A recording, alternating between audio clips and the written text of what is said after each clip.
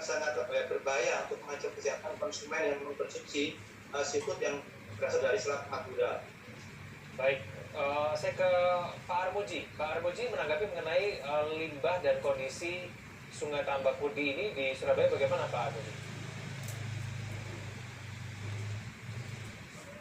Halo. Ya, halo Pak Armuji. Ya. Ya. Tanggapannya Pak Armuji berkaitan dengan Sungai Tambak Pudi ini yang kemudian dipenuhi dengan busa putih, kadar fosfatnya cukup tinggi, bagaimana Pak Armuji? Halo. Ya. Tentunya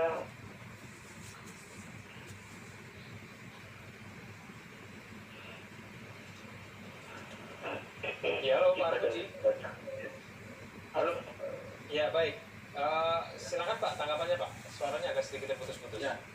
Ini akibat pembuangan limbah cair. Di mana di sana pun kita lihat itu kan tidak ada perusahaan-perusahaan yang ada di sekitar situ. Oleh karena itu, warga yang buang badan di situ yang sudah lama sekali pada musim penghujan ini tentunya endapan-endapan itu timbul ke permukaan dan mengakibatkan bisa seperti itu.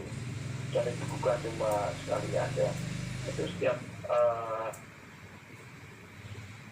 di mana musim penghujan akan timbul limbah seperti itu. Ini kesadaran dari mana masyarakat sebelumnya. Dulu sungai di situ puluhan tahun yang lalu cukup bersih ya, tapi begitu dengan banyaknya kepadatan penduduk yang di situ dan di wilayah sekitar sungai situ yang buang limbah dicekurkan atau di buang sungai sekitar situ, dan itu sudah ramai sekali. Ini lalu actionnya Pak yang kemudian nanti akan dilakukan ke depannya dari pemerintah Kota Surabaya seperti apa Pak untuk kemudian menjernihkan kembali Sungai Tambak Pudi ini? Kita akan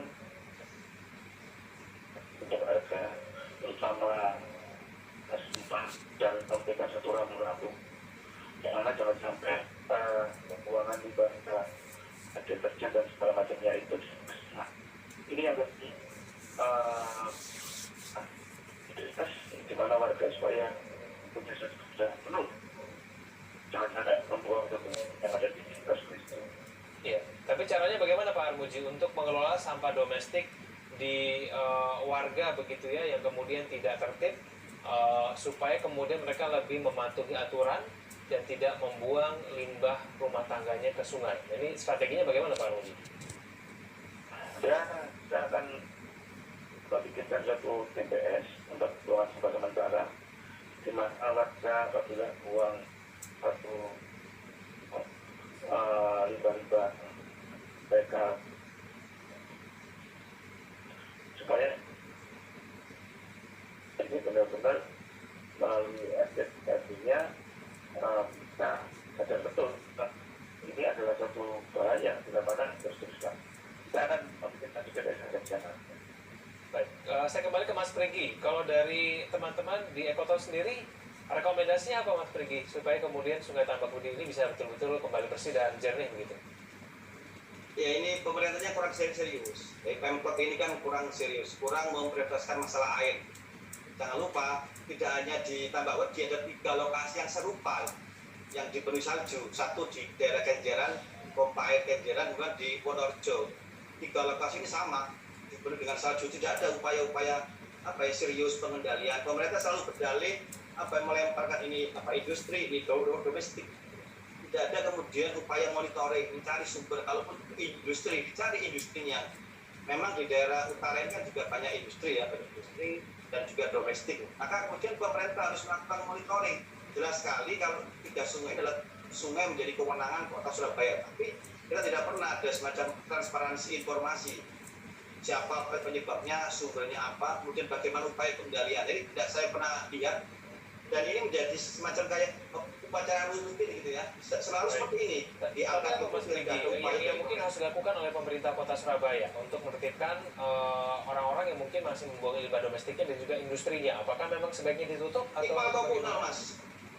IPAL komunal, pemerintah harus membangun IPAL komunal. Jadi ada 3 tiga komponen yang harus kerja satu. Produsen harus meredesain produk ini kan karena memang produk deterjen kita mengandung deterjen yang berantai panjang sehingga sudah digaruk proses sudah diurai di alam, maka produsen harus membuat deterjen dengan rantai yang pendek sehingga dia mudah di dekomposisi. Yang kedua, pemerintah harus membangun dan menyediakan ipal komunal dan kemudian harus semacam ada intervensi teknologi dan untuk tadi agar busa itu tidak berlimpah ada senyawa yang akan tidak bombing gitu ya. Kemudian yang ketiga juga masyarakat harus mulai mengurangi pemakaian personal care yang banyak mengandung deterjen dan juga mengurangi pemakaian plastik sekali pakai. Baik, waktu kita sangat terbatas. Terima kasih Mas Perigi dan juga